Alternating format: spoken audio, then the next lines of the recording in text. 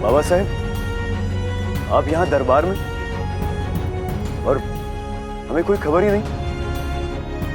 दरबार में ही थे हम, आज भी और कल भी।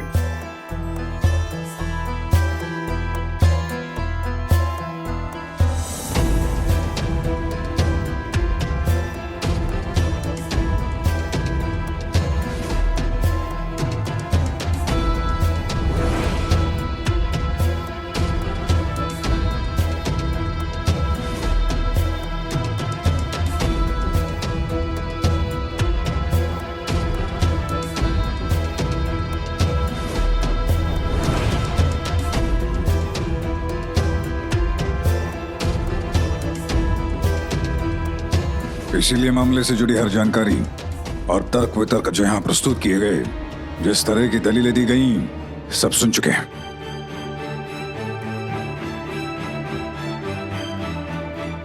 कल अहिल्या ने जिस प्रभावशाली ढंग से युक्तिवाद किया,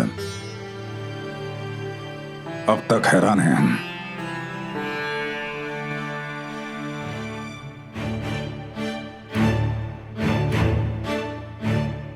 प्रभावशाली युक्तिवाद करने से क्या होता है सरकार, यदि वो सामाजिक विघटन का कारण बन जाए?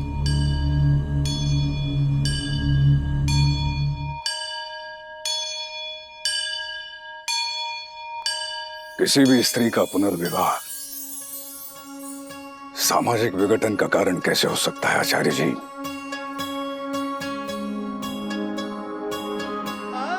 विवाह मतलब तन और मन से एक व्यक्ति को समर्पित हो जाना।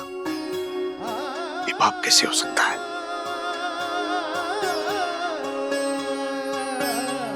इस बंधन के साक्षी तो स्वयं अग्निदेव, भगवान विष्णु, शिव जी, मां पार्वती होते हैं।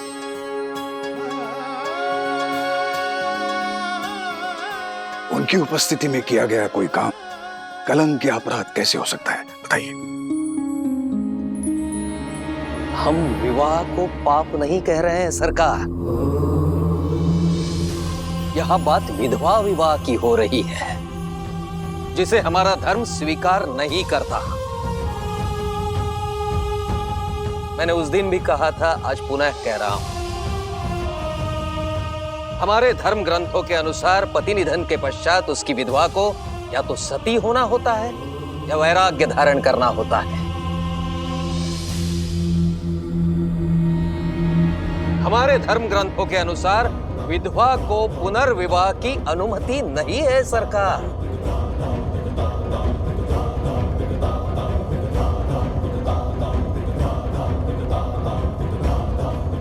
जी, हमने कल सुना था आपको, आज फिर सुन लिया।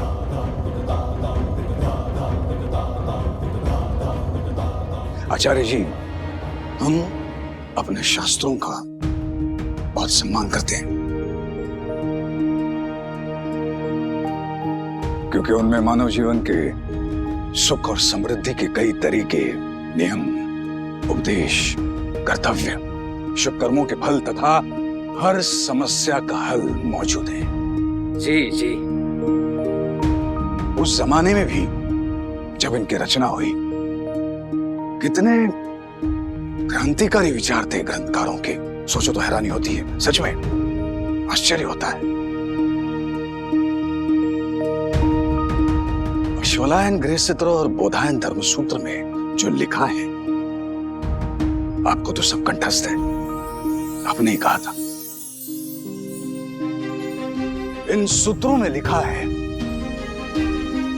पति के मृत्यु के पश्चात पत्नी को उसके मृतदेह के साथ चितारोहण करना चाहिए। फिर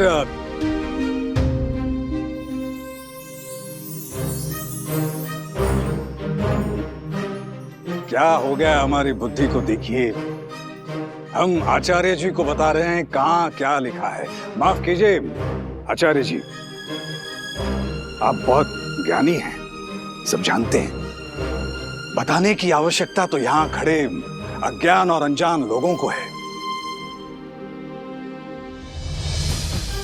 तो पत्नी के चिता पर पति के बगल में लेटने के बाद शव को अग्निदान करने वाला व्यक्ति मृतक से कहेगा, हे मर्त्य, ये स्त्री जो आपकी धर्मपत्नी है, भावी काल में आपके साथ संयुक्त होने के लिए शव के समीप लेटी है और सदैव पतिव्रता स्त्री के पुराण धर्म का पालन करती आई है, इसलिए इसे इहलोक में रहने की अनुमति प्रदान करें।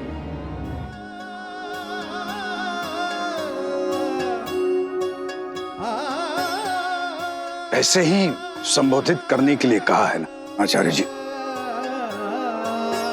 कहीं हम गलत कह रहे हैं तो टोक दीजिएगा।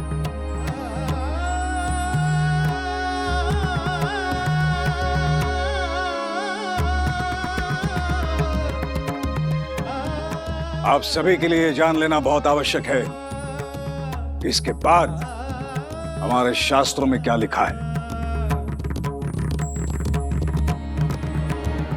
मृतक का छोटा भाई अथवा उसका शिष्य या उसके किसी सेवक या दास को चीता की ओर बढ़कर चिता पर लेटी उस विधवा स्त्री का बायां हाथ पकड़कर उसे चिता से नीचे उतारना चाहिए और प्रार्थना करनी चाहिए कि हे स्त्री, उठ, तू निष्प्राण देह के साथ लेटी है, उठकर पुनः जीवलोक में आ और अपने मृत पति को त्याग कर उस व्यक्ति से विवाह कर जो तेरा पाणी ग्रहण करे और तुझसे विवाह करने का इच्छुक हो।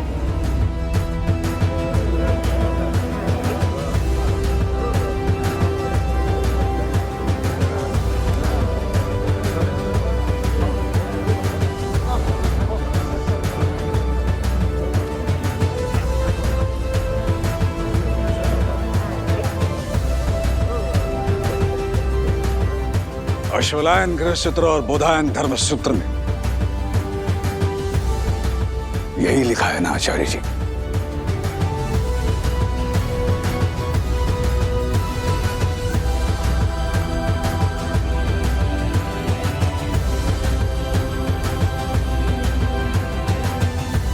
आपका मौन आपकी स्वीकृति है। मतलब हमने शास्त्रों से जो उदाहरण दिया वो सही था।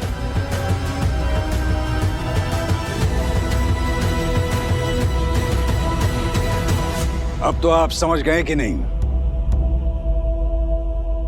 हमारे वेदों ग्रंथों के अनुसार पति का मृतदेह अग्नि को समर्पित करने के पहले ही, यानी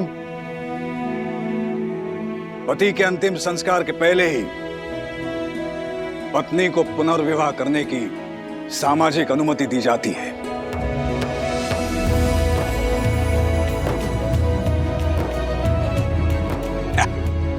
अनुमति क्या, प्रार्थना की जाती है उससे, विनती की जाती है कि वो पुनर्विवाह करे। इस संस्कार का अर्थ यही है, विधवा स्त्री को भी अपना शेष जीवन सुख से व्यतीत करने का पूरा अधिकार है।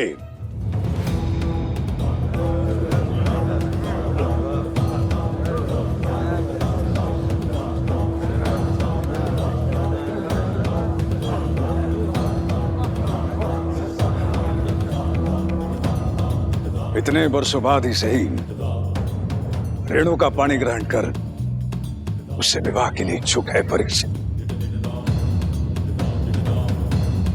तो फिर ये बात धर्म के विरुद्ध कैसे हुई? कैसे शास्त्र सम्मत नहीं है ये विवाह, बताइए आचार्य जी।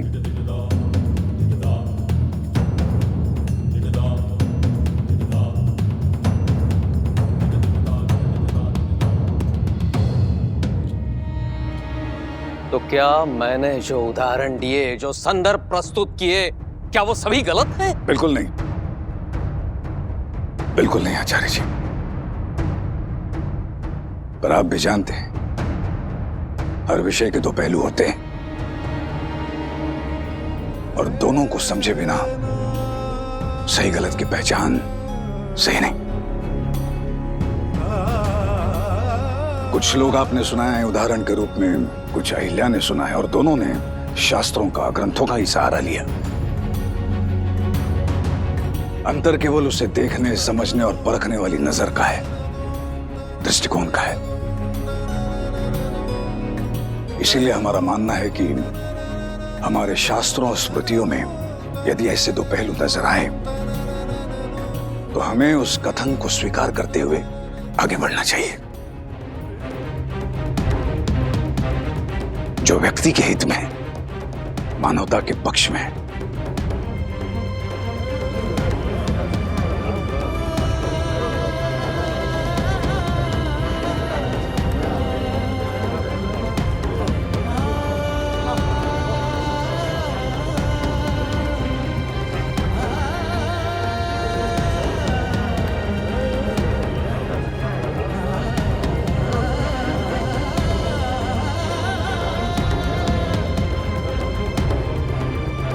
कितने अच्छे ढंग से समझाया सरकार ने। हम तो सोच भी नहीं सकते कि हमारे ग्रंथों में ऐसा भी लिखा है।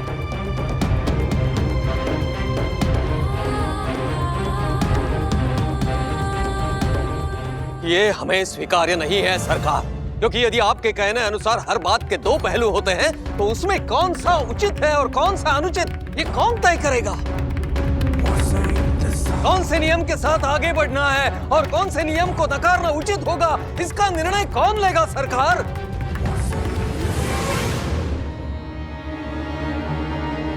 हम तय करेंगे, हम लेंगे निर्णय।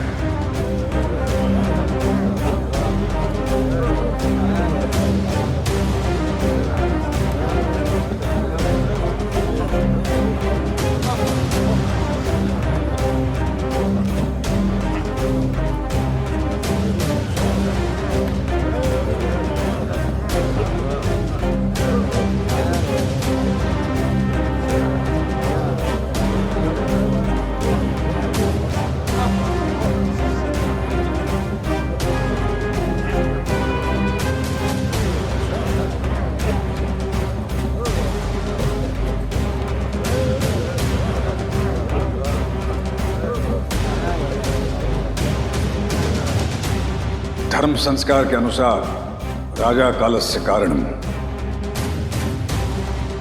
जिसका अर्थ है राजा ही प्रथा और धार्मिक आज्ञाओं का निर्माता है।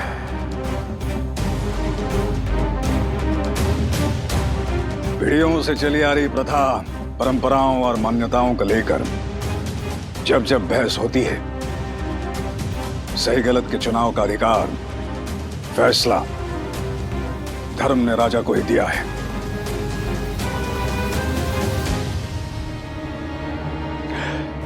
महाभारत के शांति पर्व में भीष्माचार्य ने युधिष्ठिर से कहा है, बदले हुए काल के अनुसार यदि धर्म संहिता में कुछ त्रुटियां नजर आती हैं, दिखाई देती हैं,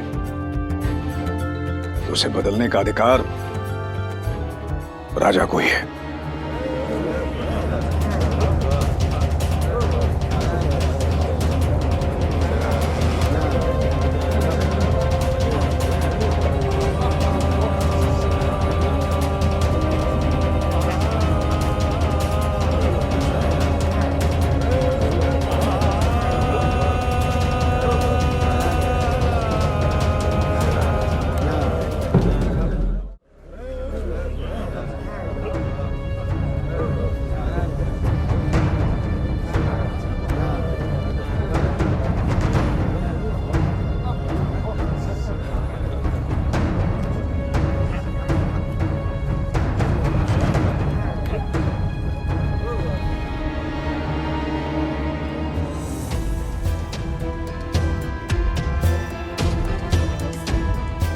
राजा का धर्म है अपनी बुद्धि से, अपनी समझदारी से समाज के लिए सुयोग्य शास्त्र निश्चित करना। धर्म संस्था और प्रजा का कर्तव्य है कि उसे अपनी सहमति देना। वेद पुराण और रूढ़ि का प्रस्थापित नियम है कि राजा को केवल ईश्वर ही आज्ञा दे सकते हैं, अन्य कोई नहीं। धर्म के इसी संस्कार को पूर्णतः उचित और सही मानते हुए हम मल्हारराव होलकर आज इस भरे दरबार में रेणु और परीक्षित के विवाह की अनुमति देते हैं।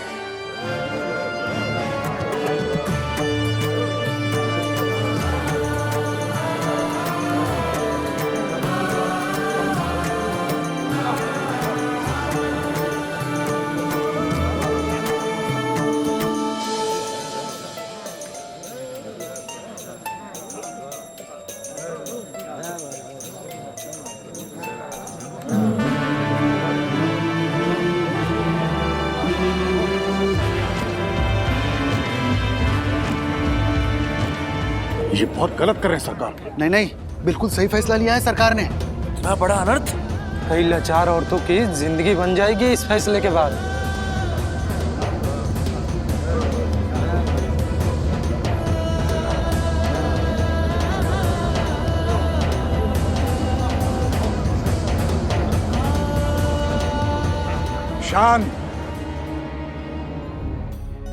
शांत हो जाइए सब। हमें उम्मीद है हमारे इस आदेश का पालन होगा, सहर्ष होगा, बिना किसी मतभेद और रुकावट के होगा।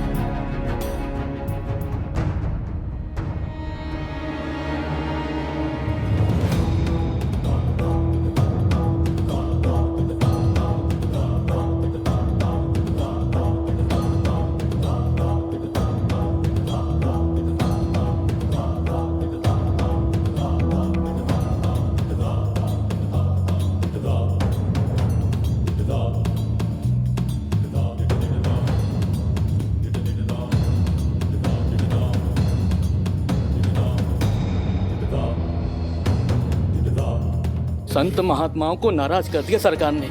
अगर उन्होंने शराब दे दिया तो? अच्छा तो नहीं हुआ, पता नहीं अब क्या होगा।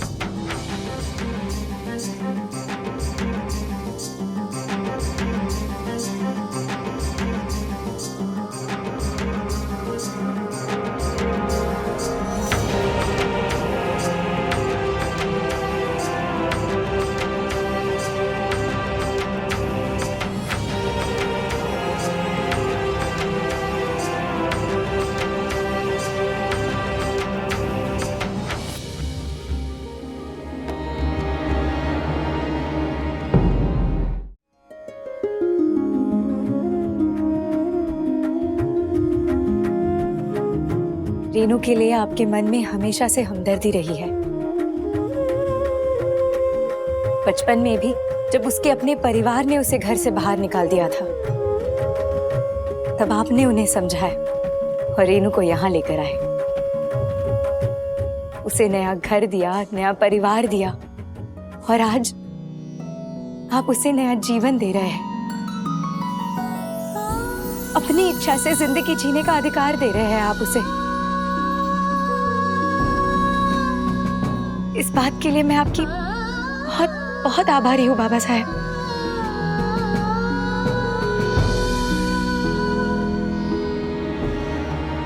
मेरे को तो ऐसे कहना चाहिए था ना। हर बार मेरे सही गलत जिद को पूरा करते आए हैं आप। मेरे लिए कई बार समाज से टक्कर ले ली है आपने, और आज तो मेरे ही कारण धर्म पंडितों को नाराज कर दिया आपने। अब देखना बाबा साहेब मैं और भी जिद्दी हो जाऊंगी। फिर कैसे इस परिवार को और मालवा का सत्यानाश करती हूँ।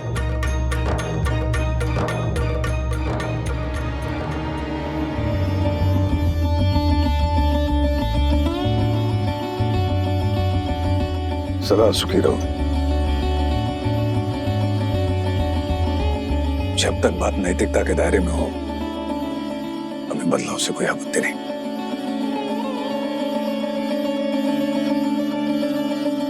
खंडेराव, दरबार को पूरी स्वतंत्रता से चलाने का ये तुम्हारा पहला अनुभव था, और गद्दी पर बैठते ही इतना कठिन, इतना पेचीदा मामला आ गया। ऐसे विवादित मामले पर भी तुमने जिस संयम का परिचय दिया, वो विशेष तौर पर प्रशंसा के लायक है।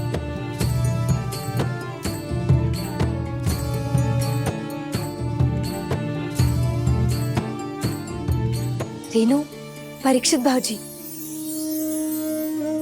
आओ, बाबा साहेब से आशीर्वाद तो ले लो।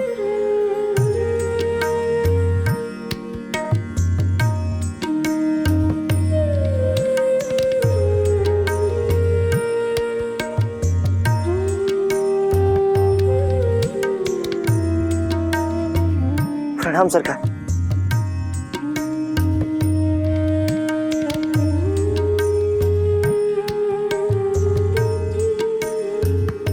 शिव शंभू आपकी रक्षा करें, जीवन भर सुखी रखें।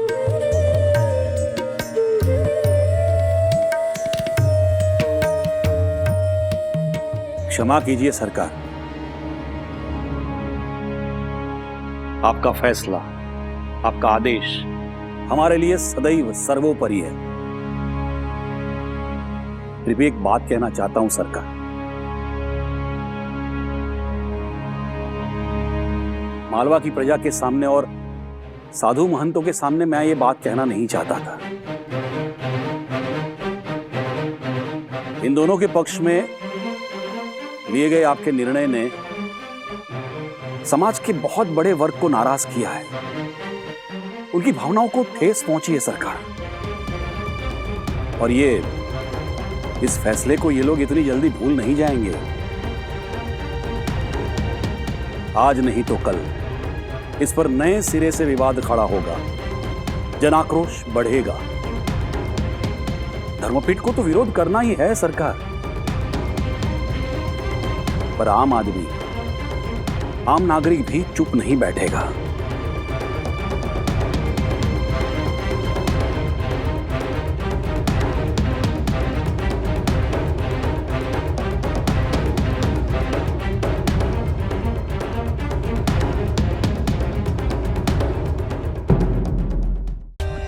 For more updates, subscribe to our channel, click the show links and enjoy watching the videos.